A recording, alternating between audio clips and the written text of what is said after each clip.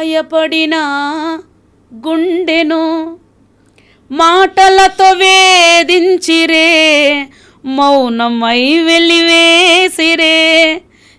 మీకు మనకు ఎన్నోసార్లు అనుభవం అవుతుందండి. కొంతమంది ఏం చేస్తారంటే మౌనం అయిపోతారు, అంతే ఏం చేయరు. మనకు తెలియకుండా తెలిసిపోతుంది మనల్ని వెలివేశారు వాళ్ళని. అట్లాంటివి నేను చూసా. సో అందుకనే అంటే బాధపడి ఉంటారు చాలా తల్లి, మీరు చాలా బాధపడ్డాను. బట్ ఆ టైంలో దేవుని ప్రేమను ఎక్కువ చూశాను స్వప్న గారు. నేను చెప్తున్నా, లోకంలో ఏది కోల్పోయినా దేవుడు ఎట్లా అంటే ప్రవాహం లాంటి వాడు ఆయన. ఎంత గుంత పడితే అంత నింపుతాడు. మీకు అర్థమవుతుందా? ప్రవాహము, మీరు వర్షపు నీళ్ళు చూడండి, గుంత ఎంత ఉంటే ఆ గుంత అంతా నిండిపోతుంది, ఇంకా లోతుంటే ఇంకా నిండుతుంది. అట్లాగూ నేను ఎంత లోతుగా గాయపడ్డానో అంత లోతుగా దేవుని ప్రేమను చూసా.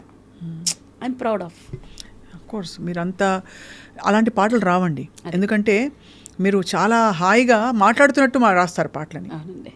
అలాగే మా అందరికీ కోరిక ఏంటంటే మీరు తెలుసులే, తెలుసును డాడీ, తెలుసును డాడీ తెలుసును, పప్పా తెలుసును, నీకు తెలుసును అంటే నీకు తెలుసు అని నాకు తెలిసింది అనేది చాలా బ్యూటిఫుల్ వర్డ్ అండి. అది బ్యూటిఫుల్. రెండు వైపుల నుంచి కమ్యూనికేషన్ జరుగుతున్నట్టు. అదే మీరు ఆలోచించండి.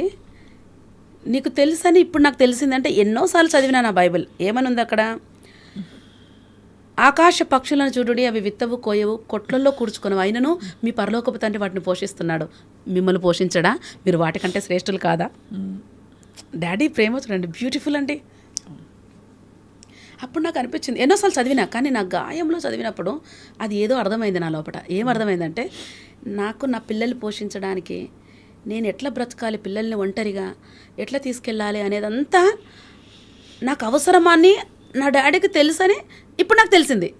అందుకే అవన్నీ అమర్చి సమకూర్చి అందుకే రాసా, తెలుసును డాడీ తెలుసును, పప్పా తెలుసునే, నీకు తెలుసును, నీకు తెలుసునని నాకు తెలిసేను, నీకు తెలుసునని నాకు తెలిసేను.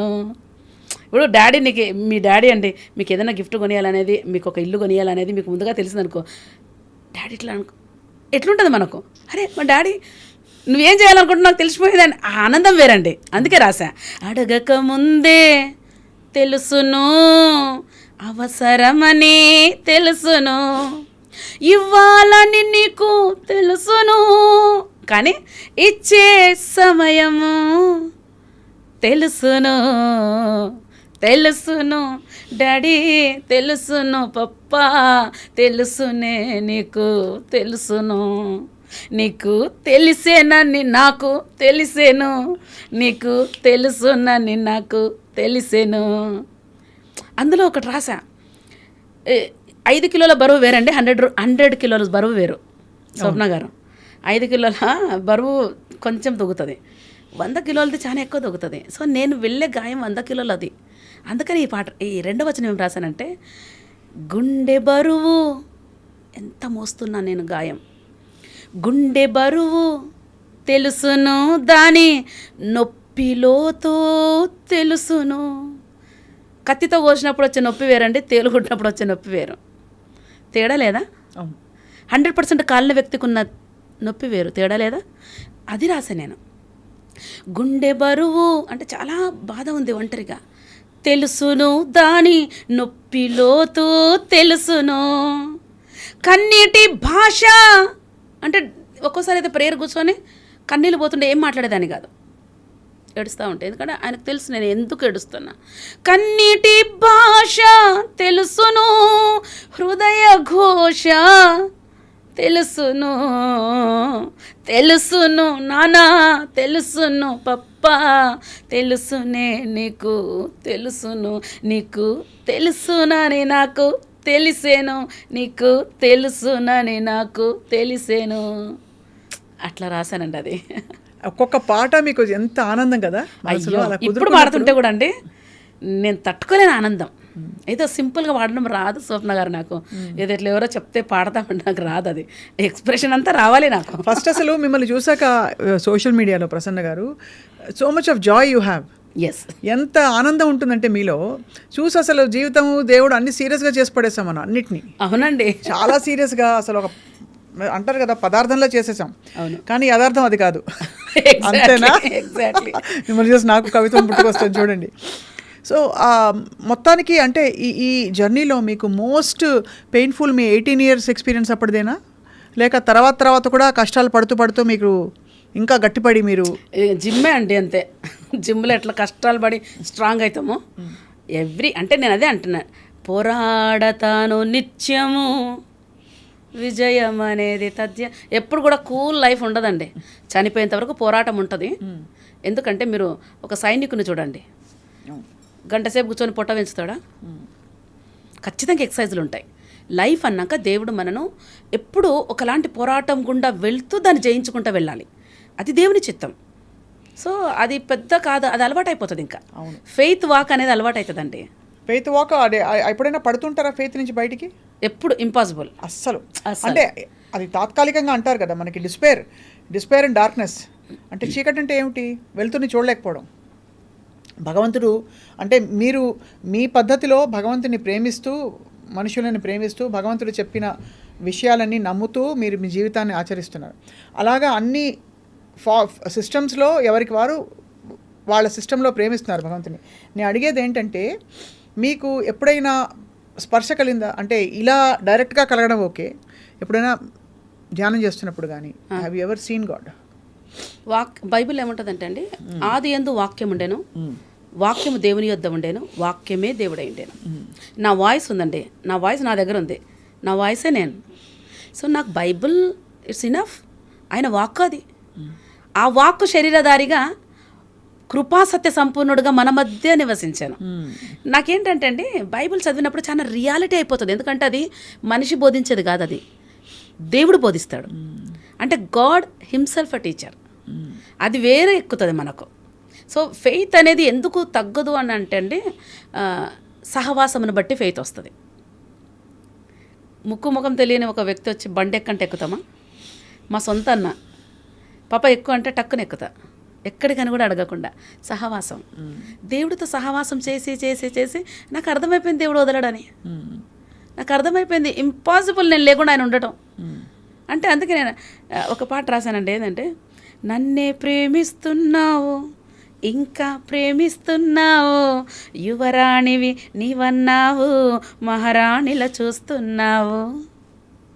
అందులో వచనం ఏముంటుంది తెలుసా? కష్టాల్లో ఉన్నప్పుడు, బాధల్లో ఉన్నా, అంటే మీరు చెప్పినట్టు చాలా గాయం గుండా ఉన్నప్పుడు ఈ పాట వచ్చింది. సాధారణంగా గాయం గుండా వచ్చినప్పుడు వదిలేసావా అనే పాటలు రావాలా, నాకు రాదు అది. నాకేం వచ్చిందంటే, ప్రార్థనే రాదుగా గుండేర్చనే మూగగా, మౌనమే భాషగా కన్నీరే స్వరమాయగా, ప్రార్థనే రాదుగా. ఆయన దగ్గరికి వెళ్ళి కూర్చుంటా ప్రేయర్కి, ప్రార్థన రాదు. గుండేర్చనే మూగగా, మౌనమే భాషగా కన్నీరే స్వరమాయగా. అయినా ఒకటి తెలుసు, ప్రేమిస్తున్నావు ఇంకా ప్రేమిస్తున్నావు, యువరాణివి నీవన్నావు, మహారాణిగా చూస్తున్నావు. అంటే నాకు ఆ ప్రాస బ్యూటిఫుల్ గా కుదిరిపోయింది. ఒకసారి వింటే వచ్చేసి అలా పాడారు. అదే, ఎంత ఇరుకైన దారి కాదా అంటే, నా దారి చాలా ఇరుకుకుంది, అందరూ వదిలేసి. ఇరుకైన దారి కాదా, గాయములు రేపే బాధ, ఎటెల్లునో ఈ కదా, ఏకాకినయ్యా కదా. అయినా ప్రేమిస్తున్నావు ఇంకా ప్రేమిస్తున్నావు, యువరాణివి నీవన్నావు, మహారాణిలా చూస్తున్నావు. వచనాలన్నీ గాయమే, కానీ నాకు ఒకటి తెలుసు, ఆయన నన్ను ప్రేమిస్తున్నాడు. అదే ధన్యులు అవుతారు. అంటే అలాంటి ఒక నమ్మకం, ఫెయిత్. అవునండి, సహవాసంతో వచ్చిన ఆ విధమైన ఏంటండి బలమైన నమ్మకం అన్నది అది ఒక పెద్ద వరం అండి. ఎందుకంటే ఆ వరం ఉంటే నేను అన్నట్టు ఫస్ట్ పీస్, జాయ్, ఏం వచ్చినా కూడా అధిగమించవచ్చు అనే ఒక, ఎంత చిన్న చిన్న వాటికి కృంగిపోతుంది ప్రపంచం. మీరు అన్నారు చూడండి, పీస్ అండ్ జాయ్ అని.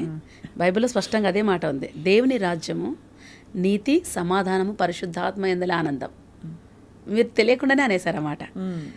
నీతి అంటే అవినీతి ఉండదు దేవునిలో, సమాధానము అంటే అసమాధానము రానియడు దేవుడు.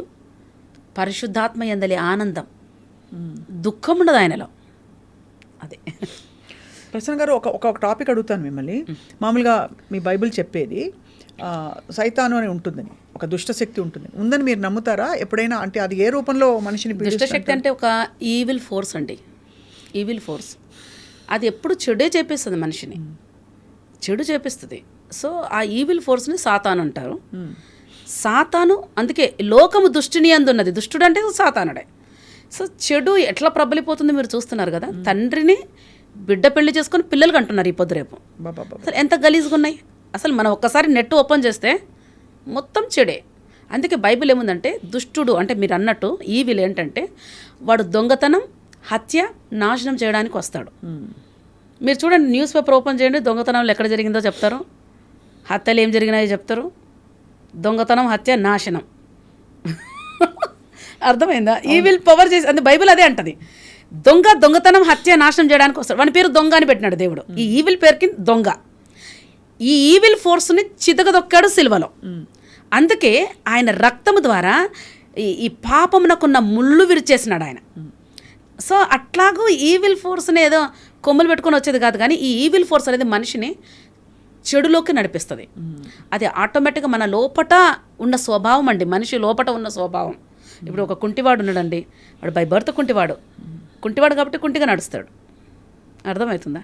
అర్థమైంది. అంతేగాని కుంటిగా నడిచినాడు కాబట్టి ఇప్పుడు కుంటోడు అనం. కుంటోడు కాబట్టి కుంటిగా నడిచాడు. మనిషే పాపపు స్వభావంతో ఉన్నాడు కనుక పాపం చేస్తాడు. ఆ పాపపు ముళ్ళును విరిచి సిలువలో పెనాల్టీ కట్టాడు. సో ఆయన ద్వారా రక్షణ, ఆయన ద్వారా వెలుగు సంబంధులు. అందుకే నేను వెలుగై ఉన్నాను లోకానికి, నువ్వు వెలుగై ఉన్నావు ఈ లోకానికి. ఈ తండ్రి ప్రేమ అండి ఇది. దుష్టుడు మనను దొంగలించలేడు వాడు. అవును, అంతే కదా. అందుకే నేను మంచి కాపరి తన గొర్రెల కొరకు ప్రాణం పెట్టినానంది. అదండి దేవుడు చేసింది. ఇంత జాయ్ఫుల్గా మీ ప్రయాణం, మీ పాటల ప్రయాణం కొనసాగుతున్నప్పుడు ఎప్పుడైనా ఆలోచించారా ప్రసన్న గారు, లైఫ్లో నాకేం కావాలి అంటే? ఆయనే అన్ని చూస్తున్నారని మీరు నమ్మకం ఉన్నా, మీకు కొన్ని ఉంటాయి కదా లక్ష్యాలు, అవి ఉన్నాయా? ఉన్నా అంటే దేనికండి? మీ జీవితంలో మీ లక్ష్యాలు. కొన్ని ప్రార్థన చేస్తూ ఉంటా. అది అంతకు మించి మీకు భగవంతుడి ధ్యానంలో ఇలా హ్యాపీగా ఉంది, అంతేనా? ఉంది. అంటే నాకు అర్థం కాని మీ క్వశ్చన్. అంటే మీకు వరల్డ్లీ గోల్స్ ఏమున్నాయి? ఫర్ ఎగ్జాంపుల్ నాకు ఛానల్ పెట్టాలని ఉండొచ్చు, ఇంకోళ్ళకి పాట పాడాలని ఉండొచ్చు, ఇంకోళ్ళకి. నాకు కూడా ఉందండి, ఈ స్టూడియో చూడగానే ఇట్లాంటిది పెట్టాలని వచ్చింది. యాక్చువల్గా ఈ ఛానల్ పెట్టాలని ఎప్పటి నుంచో ఉంది నాకు. నేను చూసారా, ఊరికే అన్నానండి బాబాయ్. యాక్చువల్గా ఉంది స్వప్న గారు, నాకు ఇట్లాంటివన్నీ ఉన్నాయి కొన్ని. అందుకే నాకు కెమెరా సెట్ అంతా నేను తీసుకున్నా ఇంట్లో. అంటే నేను అడిగినవి నేను పొందుకున్నా. ఇప్పుడు ఆరాధన టీవీలో నేను ఎవ్రీ వీక్ మెసేజెస్ ఇస్తా. అప్పుడు నా కెమెరా సెట్తో నా కెమెరామ్యాన్, నా ఎడిటరు కొద్దిగా ఇంట్లోనే చేస్తున్నా అన్నీ. సో ఫ్యూచర్లో మేబీ ఇట్లా చేస్తానేమో. అదే అన్నీ మీ ద్వారా జరుగుతున్నాయి కాబట్టి ఆ సమయం వచ్చినప్పుడు మీకే తెలుస్తుంది. అవునండి, అదైతే రియల్గా అడుగుతున్నానండి. మీరు చెప్పినట్లు నాకు చాలా ఐడియాస్ ఉంటాయి, క్రియేటివ్ ఐడియాస్ ఉంటాయి. ఆ వ్యక్తులు కలవాలని దేవుని అడుగుతున్నా. అంటే ఒక్కరితో కాదు ఇది, అవును, వ్యక్తులు కలవాలి. అందుకే నాకు పరిచయం అవ్వడానికి ఇట్లాంటి వ్యక్తులు నాకు పరిచయం కావాలి. ఈ పనిలో మీకు తోడయ్యేవారు కావాలని అడుగుతున్నా, సహకరించేవారు. ఎగ్జాక్ట్లీ అడుగుతున్నా, కావాలని అడుగుతున్నారు. అది కానీ మీరు చాలా టాలెంటెడ్ కదా. అంటే మీరు మీ పాటలన్నీ వైరల్ అయ్యాయి. ఎప్పుడైనా మీమ్స్ చూసి బాధపడ్డారా? లేదండి. ఎందుకు? ఎలాగా? ఎందుకు అని అడగకూడదు. ఎలా బాధపడలేదు, అయ్యో నన్ను ఇలా అన్నారు, ఏంటి ఇలా చేస్తున్నారు నా పాటని అంటే వాళ్ళు ఏదో అంటే వాళ్ళు సంతోషం. ఇప్పుడు తెలుసును డాడీ చేస్తున్నారు, నేనే అప్లోడ్ చేశాను నా దాంట్లో. ఒకరు పెయింట్ వేసుకొని డ్యాన్స్ వేస్తూ చేశారు. నాకు ఎందుకు బాగా నచ్చింది అది. అంటే వాళ్ళు ఏదో చెడుగా చేసి నన్ను ఏదో చెడు అంటలేరు కదా. ఏదో వాళ్ళు ఆ పాట పాడుతున్నారు, వాళ్ళకి నచ్చింది, వాళ్ళు పాడుతున్నారు. అది సో నాకు ఎంజాయ్ చేస్తాను అవి. అసలు నేనే నా దాంట్లో అప్లోడ్ చేశానండి ఒకటి మేము నాకు నచ్చింది కాబట్టి అప్లోడ్ చేశాను. సో మీరు ఆ ధైర్యం ఉంది మీలో. అందులో అంటే వాళ్ళు నన్ను చెడ్డగా అంటలేరు కానీ వాళ్ళు యాక్టింగ్ చేస్తున్నారు. ఇప్పుడు లోకం ఎట్లుందండి, ఏ సినిమా పాట వచ్చినా వాళ్ళు యాక్టింగ్ చేసి 1 minute రీల్స్ పెడుతున్నారు. Let them do and enjoy. మీరు మరి మహేష్ బాబు గారు యేసుప్రభు వేషం వేయబోతున్నారని వినికిడు కానీ మీకు తెలుసు? చూశాను, ఫొటోస్ చూశాను. అదే. సో మరి ఏమనుకుంటున్నారు ఆ ఫిల్మ్ గురించి? ఏమనుకుంటాను నేను అంటే ఎలా ఉంటుంది అనుకుంటున్నారు? ఏమన్నా ఇలా ఉండాలని. కరుణామయుడు చూసారా సినిమా? మీరు? చూసానండి. ప్యాషన్ ఆఫ్ క్రైస్ట్ చాలా బాగుంది. ప్యాషన్ ఆఫ్ క్రైస్ట్, కరుణామయుడు చాలా బాగుంది, పాతది కదా. కృష్ణ గారు చేసినది కూడా చాలా బాగుంది. ఇందులో కరుణామయుడి సినిమాలో ఉంది కదా, గుర్తుంది ఆ పాట, ఇంకా గుర్తు నాకు, రామకృష్ణ గారు పాడారనుకుంటా. కదిలింది కరుణరథం సాగింది, అది చాలా బాగుంటది. అదొకటి, యేసుని ఎత్తుకుని ఈజిప్టుకు నీవు అవును, వెళ్ళి చేరవయ్యా, అది కూడా చాలా బాగుంది. అవును. సో ఇవన్నీ అంటే ఈ సినిమాలు కాకుండా మామూలు సినిమాలు చూస్తారా ప్రసన్న గారు? ఎందుకంటే మీ విధానంలో, మీ జీవన విధానంలో యూజువలీ సినిమాలు చూడొద్దు, మనిషి మెదడుకి ఇన్ఫ్లుయెన్సెస్ నుంచి దూరంగా ఉండాలని కొన్ని నిష్టలు ఉంటాయి. మీరు చూస్తారా? అంటే మీరు ఎలాగో బలపడ్డారు కాబట్టి మీ ఫెయిత్. అట్లని కాదు, కానీ ఏమో నాకు ఫిల్మ్స్ అంతా ఇంట్రెస్ట్ ఉండదు, కానీ ఇప్పుడు ఇంతవరకు అయితే ఎక్కువ చూడలేదు. ఒకవేళ కథ ఏంటో చెప్తే ఏమో, నాకైతే ఎప్పుడైతే చూడలేదు. ఏ సినిమా చూడరు అయితే? చూడలేదు ఇంత, అంటే చూడడం అంటే గుర్తులేదండి నాకు ఏం చూసాను అనేది. అంతే, కానీ మామూలు సినిమాలు చూడడం, రెస్టారెంట్స్కి వెళ్ళడం. రెస్టారెంట్స్కి వెళ్తాం, కానీ థియేటర్స్కి ఇంతవరకు అయితే. అప్పుడెప్పుడో నేను ఎల్ఎల్బి చేసేటప్పుడే నువ్వే కావాలి సినిమా రిలీజ్ అయింది అప్పట్లో. సో మా ఫ్రెండ్స్ అంతా వెళ్తున్నారు. ఆ టైంలో నేను చాలా గాయంలో ఉన్నా ఈ విషయంలో. అప్పుడే ఈ పాట రాసా. ఆడవాళ్ళు సినిమాకి వెళ్తుంటే నువ్వే కావాలి సినిమా, అది రాస్తారు అనుకుంటా తీసింది. వాళ్ళు వెళ్ళేటప్పుడు నేను రాసా, నువ్వే కావాలి ఏ క్షణమందైనా, నీ నుండే రావాలి ఏ ఆశీర్వాదమైనా, చూడక నమ్మడమే అది నమ్మకమంటివే, నమ్మిన వెంటనే చూచెదనంటివే, అందుకే నువ్వే కావాలి ఏ క్షణమందైనా. అంటే ఎందుకనండి అంటే చూడనని ఏం లేదు, నాకు చూస్తే అదేదో పాపం అనేది కూడా ఏం లేదు. యాక్చువల్గా నేను కార్లో వెళ్ళేటప్పుడు నాకు ఇష్టమైన పాటలు పెట్టుకుంటా, మోస్ట్లీ పాత పాటలు. ఏం పాట? పాత పాటలు ఏదంటే ఎన్టీఆర్ పాట ఉందండి, ఇది ఏదంటే, ఊహల్లు గుసగుసలాడే నా హృదయము ఊగిసలాడే, వల్లదన్న వినది మనసు, కళ్ళనైనా నిన్నే తలచు, కళ్ళ కాదుగా నల్లలాల, అట్లాంటి పాటలు. మంచి టేస్ట్. పాత పాటలు అంటే చాలా ఇష్టం అండి. కళ్ళ ఇదని నిజమిదని తెలియదులే బ్రతుకింతేనులే ఇంతేనులే, ఓ అట్లాంటి పాత పాటలు చాలా ఇష్టపడతా. డుబుడు బుడుబుడు అనే నాకు ఇష్టం ఉండదు అసలు. ఒకసారి అంటే ఇంకోసారి గుర్తుండదు, నాకు డిస్టర్బెన్స్ అనిపిస్తుంది అవన్నీ. పాత పాటలు చాలా బాగుంటాయండి, ఈవెన్ హిందీలో కూడా పాత సాంగ్స్ వింటా. చాలా మీరు పలుకు మీది ఒరిజినల్ వాయిస్ కాబట్టి బోల్డ్గా వస్తుంది మీ పేర్లకి. బోల్డ్ అనేది మీ ఇంటి పేరండి? కాదు కాదు, మీరు పెట్టుకున్నారా? లేలే, నాకు కళలో పడిందండి అట్లా, నీ పేరు ఇప్పటి నుంచి బోల్డ్ అని. ఒక దైవజనుడు వచ్చి, నాకు మామూలు పడుకుంటే కళ వచ్చింది 21 days ఫాస్టింగ్ ఉన్నప్పుడు. ఆ రోజు బ్రేక్ అయిపోతుంది మాకు, ఆ రోజు ఎందుకు కళ వచ్చింది. డీజేస్ దినకరంకులు అని మీకు తెలుసా అండి? విన్నాను, ఆఫ్ కోర్స్. గొప్ప దైవజనులు ఆయన వచ్చారు నా కళలో. వచ్చి God send me to change your name అని చెప్పారు. ఎస్ అంకుల్, మీరు చేంజ్ చేయండి అంటే, ఏం పేరు నీ పేరు అంటే Prasanna. So from today onwards you are bold. 16 years back నాకు పడింది, నేను అది డైరీలో రాసుకున్నా. ఆఫ్టర్ దట్ రీసెంట్గా అంటే మా స్పిరిచువల్ ఫాదర్ మార్చుకో, ఎందుకంటే బైబిల్లో చాలామంది పేర్లు మార్చాడు దేవుడు, చాలామందికి మార్చాడు. యాకోబు అంటే మోసగాడు, కానీ ఇజ్రాయెల్ అని పేరు పెట్టాడు. నేను అదే అంటాను, దేవుడు చెడుల నుండి ఒక మంచి తీస్తాడు, అది దేవుడి నేచర్. నెగిటివ్ కూడా ఆయన నెగిటివ్ నుండి పాజిటివ్ తీస్తాడు. మొత్తం చీకటి ఉంటే వెలుగు కలుగును గాక అన్నాడు. మనం చీకటి ఉంటే చీకటి అని చెప్తా ఉంటాం. గాడ్ ఏంటంటే ఏమి కావాలో అది పిలువు అంటాడు. Not what you don't want. ఏది వద్దో కాదు, ఏది కావాలో అది పిలువు. ఏది కావాలో పిలువు. చీకటి ఉంది, అయ్యో చీకటి ఎంత కఠినంగా ఉందో, అయ్యో అయ్యో అనకు. లెట్ దేర్ బి లైట్ నువ్వు చెప్తే అవుతుంది. ఎందుకంటే మన నోట్లో శక్తి ఉందండి. నెగిటివ్ మాట్లాడితే నెగిటివే జరుగుతుంది, పాజిటివ్ మాట్లాడాలి. ఎందుకంటే మనం గాడ్స్ క్రియేషన్, ఆయన స్వరూపంలో ఉన్నాం. దేవుడు ఎప్పుడు కూడా నెగిటివ్ మాట్లాడు ఆయన.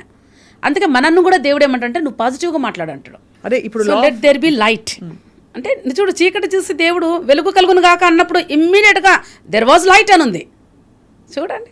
అట్లాగే మనకేం కావాలో పిలవాలి. లాజరు చనిపోతాడు, చనిపోయిన వ్యక్తిని తీసేటప్పుడు ఆవిడంటది స్మెల్ వస్తుంది తెరవకండి అంటాడు. దేవుడు అంటాడు ఆయన పునరుద్ధానము, ఆయన రిజరక్షన్, పునరుద్ధానం జీవం నేనే అన్నప్పుడు లాజరు బయటికి రా, చనిపోయినోని పిలిస్తే బయటకు రావటం.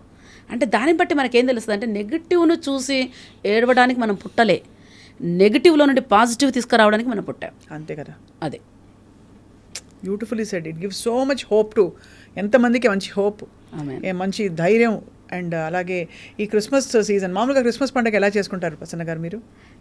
నాకేమనిపిస్తుంది అంటే అది పండగ అంటే అది సపరేట్ ఉంటుంది నాకు.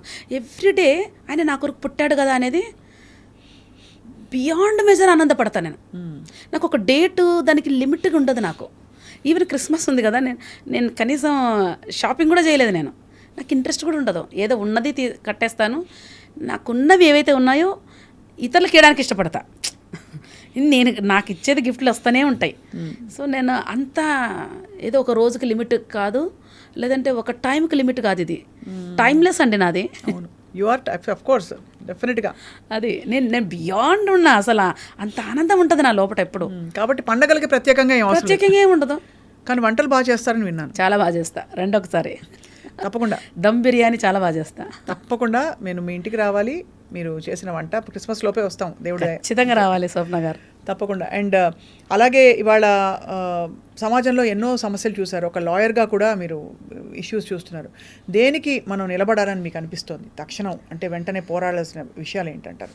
నేనేమంటానంటే ఏదైనా ఒక రాంగ్ మన జీవితంలో జరిగినప్పుడు మళ్ళీ రాంగ్ రూట్ని సెలెక్ట్ చేసుకోకండి. సింగిల్ పేరెంట్ ఒక భర్త వదిలేసిన వ్యక్తి ఉంటుంది. ఎట్లా బ్రతకాలన్నప్పుడు వెంటనే రాంగ్ రూట్ సెలెక్ట్ చేసుకుంటుంది. ఇంకో భర్త కోసమా? అంటే చాలామంది వేశ్య వృత్తిలోకి వెళ్ళిపోతారు. అయ్యో, అది ఎంత ఘోరం అండి. అంటే అది బీద వాళ్ళ నుండి పెద్ద ధనవంతుల వరకు కూడా ఈ వృత్తి ఉంది. అవునా? మనం చూడలేదా? అంటే చూస్తున్నాం. ఎంతమంది అంటే నేనేమంటాను అంటే బయటకు పడకపోవచ్చు, దేవుడిది ఎప్పుడు బయట పడితేనే కాదు, లోపడతాయి. రహస్యంగా ఎంతమంది ఎన్ని ఇల్లీగల్ కనెక్షన్స్లో ఉన్నారు.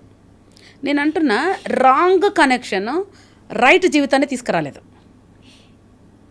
రాంగ్ రూటు రైట్ గోల్ ఉండదు. దేవుడిది ఎప్పుడైనా అండి ఆయన పరిశుద్ధుడు. పరిశుద్ధత లేకుండా దేవుని ఎవడు చూడడు అని ఉంది. అసలు ఎవరు చూడలేరు పరిశుద్ధత లేకుండా. దేవుడే దూరం అయితే ఇంకెవ్వరు మనం బ్రతికించేదే. అందుకే నేను అంటాను గాడ్లీ లైఫ్ అనేది బ్యూటిఫుల్ అండి. దేవుడు ఏమంటాడంటే నేను పరిశుద్ధుడను గనక మీరును పరిశుద్ధులైండుడే. ఇంపార్టెంట్ ఏంటంటే హోలీనెస్ కాపాడుకోవడం చాలా ఇంపార్టెంట్. ప్రతి ఒక్కళ్ళు ఆ హోలీనెస్లోనే దేవుడు నివాసం చేస్తాడు. సో అదే అంటున్నా, రాంగ్ రూట్లోకి వెళ్ళొద్దు. రైట్ రూట్లో మనకు గుండు సూది వచ్చినా దుష్టునికి దాని మీద అధికారం ఉండదు. గుండు సూది పైన కూడా.